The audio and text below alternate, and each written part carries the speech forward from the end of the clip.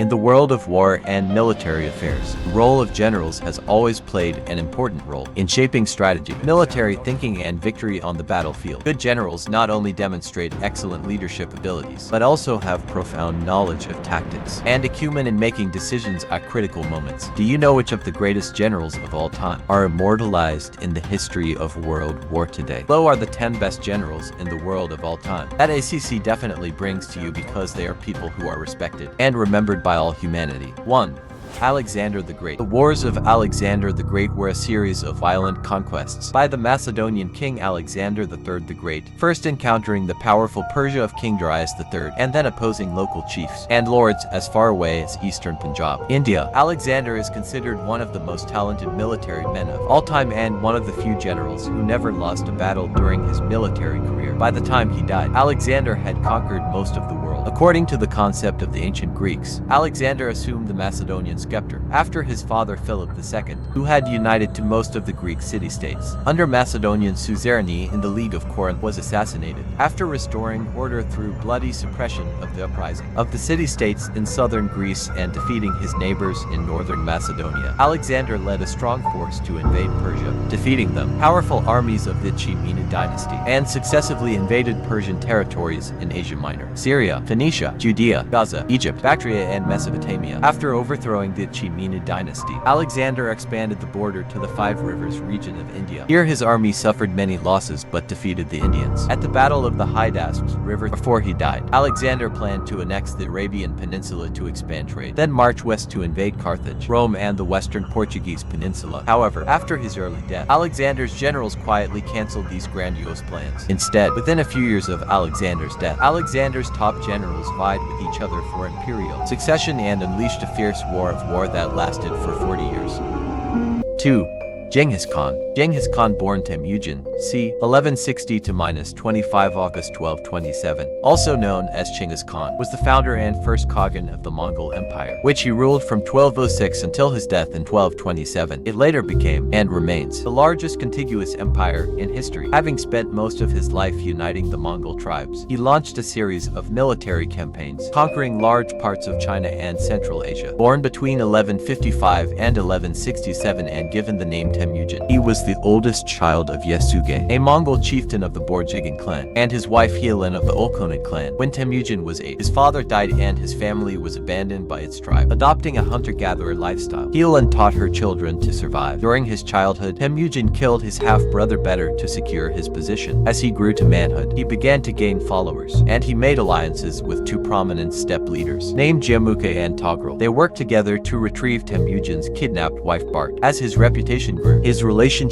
with Jyamuka deteriorated into open warfare. Temujin was decisively defeated in c. 1187 and he may have spent the following years as a subject of the Jin dynasty. He re-emerged in 1196 and began to swiftly gain power. Togrul came to view Temujin as a threat and launched a surprise attack on him in 1203. Temujin retreated, regrouped, and overpowered Togrul. After defeating the Nayman tribe and executing Jyamuka, he was left as the sole ruler in the Mongolian steppe. Temujin formally adopted the title Genghis Khan, the meaning of which is uncertain, at a Kurultai in 1206. Setting out reforms designed to ensure long-term stability, he transformed the Mongols' tribal structure into an integrated meritocracy dedicated to the service of the ruling family. After thwarting a coup attempt from a powerful shaman, Genghis began to consolidate his power. In 1209, he led a large-scale raid into the neighboring Western Jia, who agreed to Mongol terms the following year. He then launched a campaign against the Jin dynasty, which lasted for 4 years, and ended with the capture of the Jin capital, Zhongdu. In 1215, his general Jebe annexed the Karakatai state in Central Asia in 1218, provoked by the execution of his envoys. Genghis invaded the Khwarezmian Empire the following year. The Khwarezmian state was toppled and the regions of Transoxiana and Khorasan devastated, while Jebe and his colleague Subutai led an expedition as far as Georgia and Kievan Rus. In 1227, Genghis died while subduing the rebellious Western Jia. A 2-year interregnum followed before Genghis third son, and Ergageta acceded to the throne in 1229. In Mongolia, he was deified and took on religious significance for centuries. Modern Mongolians recognize him as the founding father of their nation. 3. Napoleon Bonaparte. Napoleon Bonaparte, born Napoleon de Bonaparte, the 15th of August 1769 to 5 May 1821, later known by his regnal name Napoleon I, was a French emperor and military commander who rose to prominence during the French Revolution and led successful campaigns during the Revolutionary Wars. He was the leader of the French Republic as first consul from 1799 to 1804, then of the French Empire as Emperor of the French from 1804 until 1814, and briefly again in 1815. His political and cultural legacy endures as a celebrated and controversial leader. He initiated many enduring reforms, but has been criticized for his authoritarian rule. He is considered one of the greatest military commanders in history, and his wars and campaigns are still studied at military schools worldwide. However, historians still debate whether he was responsible for the Napoleonic Wars, in which between 3 and 6 million people died. Napoleon was born on the island of Corsica into a family descended from Italian nobility. He was resentful of the French monarchy and supported the French Revolution in 1789 while serving in the French army, trying to spread its ideals to his native Corsica. He rose rapidly in the ranks after saving the governing French Directory by firing on royalist insurgents. In 1796, he began a military campaign against the Austrians and their Italian allies, scoring decisive victories, and became a national hero. 2 years later, he led a military expedition to Egypt that served as a springboard to political power. He engineered a coup in November 1799 and became first consul of the Republic. In 1804, to consolidate and expand his power, he crowned himself Emperor of the French. Differences with the United Kingdom meant France faced the War of the Third Coalition by 1805. Napoleon shattered this coalition with victories in the Ulm campaign and at the Battle of Austerlitz, which led to the dissolution of the Holy Roman Empire. In 1806, the Fourth Coalition took up arms against him. Napoleon defeated Prussia at the battles of Jena and Arstead, marched the Grande Army into Eastern Europe, and defeated the Russians in June 1807 at Friedland, forcing the defeated nations of the Fourth Coalition to accept the treaties of Tilsit. 2 years later, the Austrians challenged the French again during the War of the Fifth Coalition, but Napoleon solidified his grip over Europe after triumphing at the Battle of Wagram. Hoping to extend the continental system, his embargo against Britain, Napoleon invaded the Iberian Peninsula and declared his brother Joseph the King of Spain in 1808. The Spanish and the Portuguese revolted in the Peninsular War, aided by a British army, culminating in defeat for Napoleon's marshals. Napoleon launched an invasion of Russia in the summer of 1812. The resulting campaign witnessed the catastrophic retreat of Napoleon's Grande Army. In 1813, Prussia and Austria joined Russian forces in a sixth coalition against France, resulting in a large coalition army defeating Napoleon. At the Battle of Leipzig, the coalition invaded France and captured Paris, forcing Napoleon to abdicate in April 1814. He was exiled to the island of Elba, between Corsica and Italy. In France, the Bourbons were restored to power. Napoleon escaped in February 1815 and took control of France. The Allies responded by forming a seventh coalition, which defeated Napoleon at the Battle of Waterloo in June 1815. The British exiled him to the remote island of St. Helena in the Atlantic, where he died in 1821 at the age of 51. Napoleon had a lasting impact on the world, bringing modernizing reforms to France and Western Europeans, stimulating the development of nation-states. He also sold the Louisiana Territory to the United States in 1803, doubling the size of the United States. However, his mixed record on civil rights and exploitation of conquered territories adversely affect his reputation. 4. Hannibal Barca. Hannibal Barca, 247 between 183 and 181 BC, was a Carthaginian general and statesman who commanded the forces of Carthage in their battle against the Roman Republic during the Second Punic War. Hannibal's father, Hamilcar Barca, was a leading Carthaginian general during the First Punic War. His younger brothers were Mago and Hasdrubal. His brother-in-law was Hasdrubal the Fair, who commanded other Carthaginian armies. Hannibal lived during a period of great tension in the Mediterranean basin, triggered by the emergence of the Roman Republic as a great power. With its defeat of Carthage in the First Punic War, revanchism prevailed in Carthage, symbolized by the pledge that Hannibal made to his father to never be a friend of Rome. Into 18 BC, Hannibal attacked Saguntum, modern Sagunto, Spain, an ally of Rome, in Hispania, sparking the Second Punic War. Hannibal invaded Italy by crossing the Alps with North African war elephants. In his first few years in Italy, he won a succession of victories at the Battle of the Trebia, Lake Trasimene, and Cannae, inflicting heavy losses on the Romans. Hannibal was distinguished for his ability to determine both his and his opponent's respective strengths and weaknesses, and to plan battles accordingly. His well-planned well-planned strategies allowed him to conquer and ally with several Italian cities that were previously allied to Rome. Hannibal occupied most of southern Italy for 15 years. The Romans, led by Fabius Maximus, avoided directly engaging him, instead waging a war of attrition. Carthaginian defeats in Hispania prevented Hannibal from being reinforced, and he was unable to win a decisive victory. A counter-invasion of North Africa, led by Roman general Scipio Africanus, forced him to return to Carthage. Hannibal was eventually defeated at the Battle of Zama, ending the war in a Roman victory. After the war, Hannibal successfully ran for the office of suffet. He enacted political and financial reforms to enable the payment of the war indemnity imposed by Rome. Those reforms were unpopular with members of the Carthaginian aristocracy and in Rome, and he fled into voluntary exile. During this time, he lived at the Seleucid court, where he acted as military advisor to Antiochus III the Great. In his war against Rome, Antiochus met defeat at the Battle of Magnesia and was forced to accept Rome's terms, and Hannibal fled again, making a stop in the kingdom of Armenia. His flight ended in the court of Bithynia. He was betrayed to the Romans and committed suicide by poisoning himself. Hannibal is considered one of the greatest military tacticians and generals of antiquity, alongside Alexander the Great, Cyrus the Great, Julius Caesar, and Pyrrhus. According to Plutarch, Scipio asked Hannibal who the greatest general was, to which Hannibal replied either Alexander or Pyrrhus, then himself. 5 Julius Caesar, Gaius Julius Caesar, the 12th of July 100 BC minus 15 March 44 BC, was a Roman general and statesman. A member of the first triumvirate, Caesar led the Roman armies in the Gallic Wars before defeating his political rival Pompey in a civil war, and subsequently became dictator from 49 BC until his assassination in 44 BC. He played a critical role in the events that led to the demise of the Roman Republic and the rise of the Roman Empire. In 60 BC, Caesar, Crassus, and Pompey formed the first triumvirate, an informal political alliance that dominated Roman politics for several years. Their attempts to amass political power were opposed by many in the Senate, among them Cato the Younger, with the private support of Cicero. Caesar rose to become one of the most powerful politicians in the Roman Republic through a string of military victories in the Gallic Wars, completed by 51 BC, which greatly extended Roman territory. During this time, he both invaded Britain and built a bridge across the River Rhine. These achievements and the support of his veteran army threatened to eclipse the standing of Pompey, who had realigned himself with the Senate. After the death of Crassus in 53 BC, with the Gallic Wars concluded, the Senate ordered Caesar to step down from his military command and return to Rome. In 49 BC, Caesar openly defied the Senate's authority by crossing the Rubicon and marching towards Rome at the head of an army. This began Caesar's civil war, which he won, leaving him in a position of near unchallenged power and influence in 45 BC. After assuming control of government, Caesar began a program of social and governmental reform, including the creation of the Julian calendar. He gave citizenship to many residents of far regions of the Roman Republic. He initiated land reforms to support his veterans and initiated an enormous building program. In early 44, he was proclaimed dictator for life, Dictator Perpetuo. Fearful of his power and domination of the state, a group of senators led by Brutus and Cassius assassinated Caesar. On the Ides of March, the 15th of March 44 BC, a new series of civil wars broke out, and the constitutional government of the Republic was never fully restored. Caesar's great-nephew and adopted heir Octavian, later known as Augustus, rose to sole power after defeating his opponents. In the last civil war of the Roman Republic, Octavian set about solidifying his power, and the era of the Roman Empire began. Caesar was an accomplished author and historian, as well as a statesman. Much of his life is known from his own accounts of his military campaigns. Other contemporary sources include the letters and speeches of Cicero and the historical writings of Sallust. Later biographies of Caesar by Suetonius and Plutarch are also important sources. Caesar is considered by many historians to be one of the greatest military commanders in history. His cognomen was subsequently adopted as a synonym for emperor. The title Caesar was used throughout the Roman Empire, giving rise to modern descendants such as Kaiser and Tsar. He has frequently appeared in literary and artistic works.